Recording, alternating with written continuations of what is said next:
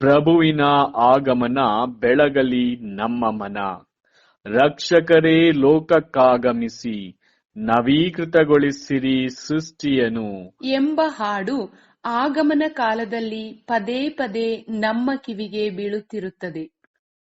ಆಗಮನ ಎಂದಾಕ್ಷಣ ಏನೋ ಒಂದು ರೀತಿಯ ಉತ್ಸಾಹ, ಸಂತೋಷ, ಆತುರ, ಕಾತುರ, ನಿರೀಕ್ಷೆ ಎಲ್ಲವೂ ತುಂಬಿರುತ್ತದೆ.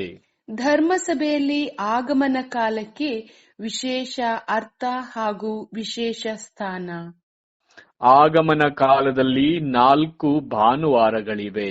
ಒಂದೊಂದು ಭಾನುವಾರ ಒಂದೊಂದು ವಿಶೇಷ ಅಂಶದೊಂದಿಗೆ ಪ್ರಭುವಿನ ಬರುವಿಕೆಯ ಬಗ್ಗೆ ಆಲಿಸಿ ಧ್ಯಾನಿಸುತ್ತಾ 3 ನೇರಳೆ, 1 ಗುಲಾಬಿ ಹಾಗೂ ಬಿಳಿಯ ಬಣ್ಣದ ಮೇಣದ ಬತ್ತಿಗಳನ್ನು ಸಾಂಕೇತಿಕವಾಗಿ ಹೊತ್ತಿಸುವುದರ ಮೂಲಕ ಪ್ರಭುವಿನ ಆಗಮನಕ್ಕೆ ನಾವು ಪ್ರಾರ್ಥಿಸುತ್ತಾ ಸದಾ ಸಿದ್ಧರಾಗಿರಲು ತಾಯಿ ಧರ್ಮಸಭೆ ಕರೆ ನೀಡುತ್ತದೆ. ಆಗಮನ ಕಾಲದ ಗುಚ್ಛವನ್ನು ಪ್ರತಿ ಕ್ರಿಸ್ತಾಲಯಗಳಲ್ಲಿ ಆಗಮನ ಕಾಲದ ಮೊದಲ ಭಾನುವಾರದಲ್ಲೇ ಕಾಣುತ್ತೇವೆ. ಇದರಲ್ಲಿ ನೇರಳೆ ಬಣ್ಣದ 3, ಗುಲಾಬಿ ಬಣ್ಣದ 1 ಹಾಗೂ ಬಿಳಿ ಬಣ್ಣದ 1 ಮೇಣದ ಬತ್ತಿ ಹಾಗೂ ಹಸಿರು ಎಲೆಗಳಿಂದ ಅಲಂಕೃತವಾದ ವೃತ್ತವೊಂದನ್ನು ಕಾಣುತ್ತೇವೆ. ಮೊದಲಿಗೆ ಹಸಿರು ಬಣ್ಣದ ಎಲೆಗಳಿಂದ ತುಂಬಿದ ಒಂದು ವೃತ್ತ, ಇದು ನಿತ್ಯ ಜೀವವನ್ನು ಹಾಗೂ ದೇವರು ಆದಿಯೂ ಅಂತ್ಯವೂ ಆಗಿದ್ದಾರೆ ಎಂಬುದನ್ನು ಸೂಚಿಸುತ್ತದೆ. ಭರವಸೆಯ ಬತ್ತಿ, ಇದು ನೇರಳೆ ಬಣ್ಣದ್ದಾಗಿದ್ದು ತ್ಯಾಗ, ಪಶ್ಚಾತ್ತಾಪ ಮತ್ತು ಪ್ರಾರ್ಥನೆಯ ಸಂಕೇತವಾಗಿದೆ. ಇದನ್ನು ಪ್ರವಾದನೆಯ ಬತ್ತಿ ಎಂದೂ ಕರೆಯಲಾಗುತ್ತದೆ. ಹಳೆಯ ಒಡಂಬಡಿಕೆಯಲ್ಲಿ ವಿಶೇಷವಾಗಿ ಯೆಶಾಯ ಪ್ರವಾದಿ ರಕ್ಷಕರ ಆಗಮನದ ಬಗ್ಗೆ ತಿಳಿಸುತ್ತಾನೆ. ಇದನ್ನು ಆಗಮನ ಕಾಲದ ಮೊದಲನೆಯ ಭಾನುವಾರ ಹೊತ್ತಿಸಲಾಗುತ್ತದೆ. ನಾವೆಲ್ಲರೂ ಭರವಸೆಯಿಂದ ಪ್ರಭುವಿನ ಬರುವಿಕೆಯೆಡೆಗೆ ಸಿದ್ಧರಾಗಬೇಕು ಎಂಬುದನ್ನು ಇದು ಸೂಚಿಸುತ್ತದೆ. ವಿಶ್ವಾಸದ ಬತ್ತಿ, ಇದು ಸಹ ನೇರಳೆ ಬಣ್ಣದಲ್ಲಿರುತ್ತದೆ. ಮಾತೆ ಮರಿಯಾ ಮತ್ತು ಸಂತ ಜೋಸೆಫರು ಬೆತ್ಲೆಹೇಮಿಗೆ ಪ್ರಯಾಣ ಮಾಡಿದ್ದರ ಸಂಕೇತವಾಗಿ ಇದನ್ನು ಬೆತ್ಲೆಹೇಮಿನ ಬತ್ತಿ ಎಂದು ಕರೆಯಲಾಗುತ್ತದೆ. ಕ್ರೈಸ್ತರಾದ ನಾವೆಲ್ಲರೂ ನಮ್ಮ ರಕ್ಷಕರಲ್ಲಿ ಅಚಲವಾದ ವಿಶ್ವಾಸವನ್ನಿಟ್ಟು ಈ ಲೋಕದ ಪಯಣದಲ್ಲಿ ಸಾಗಬೇಕು ಎಂಬುದನ್ನು ಇದು ತಿಳಿಸುತ್ತದೆ.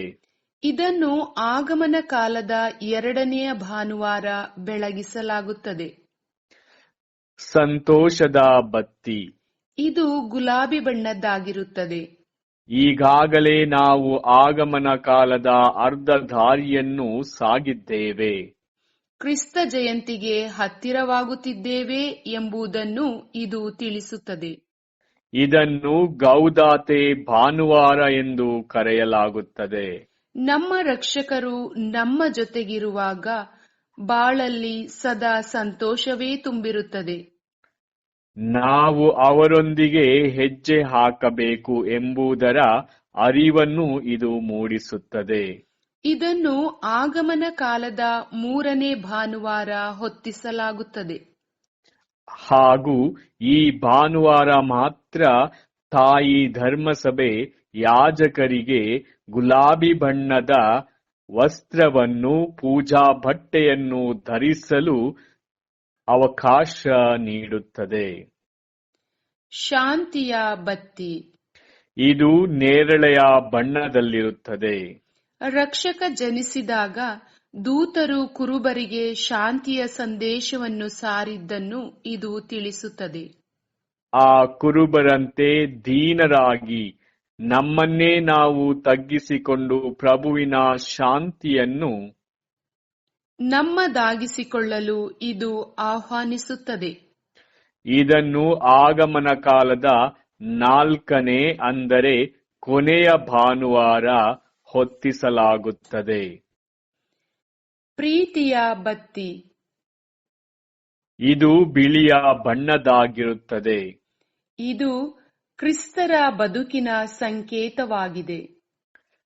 ಕ್ರಿಸ್ತರು ದ್ವೇಷ ತುಂಬಿದ ಈ ಜಗಕ್ಕೆ ಪ್ರೀತಿಯನ್ನು ಹೊತ್ತು ತಂದರು. ಆ ನಿರ್ಮಲ ಪ್ರೀತಿಯನ್ನು ನಾವೆಲ್ಲರೂ ನಮ್ಮದಾಗಿಸಿಕೊಳ್ಳಲು ಪ್ರಯತ್ನಿಸಬೇಕು ಎಂಬುದನ್ನು ತಿಳಿಸುತ್ತದೆ.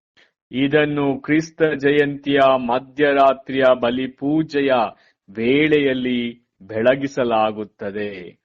ಇದಿಷ್ಟು ಆಗಮನ ಕಾಲದ ಗುಚ್ಛದ ವಿಶೇಷತೆ. ಪ್ರಿಯರೇ, ನಾವೆಲ್ಲರೂ ಕ್ರಿಸ್ಮಸ್ ಹಬ್ಬಕ್ಕೆ ಸಿದ್ಧರಾಗುತ್ತಿರುವಾಗ ಬಾಹ್ಯ ಸಿದ್ಧತೆಗಳು ಬಲು ಜೋರಾಗಿರುತ್ತವೆ.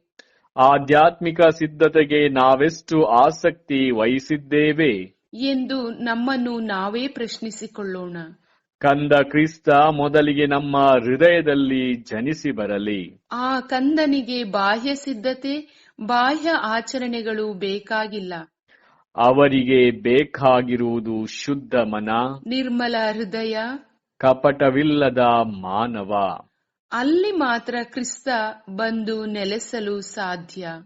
ಅಂತಹ ಮನಸ್ಸು ಹೃದಯವನ್ನು ನಮ್ಮದಾಗಿಸಿಕೊಳ್ಳಬೇಕಾದರೆ ಪಾಪ ನಿವೇದನೆಯ ಸಂಸ್ಕಾರ ಒಂದೇ ಸಾಧನವಾಗಿದೆ.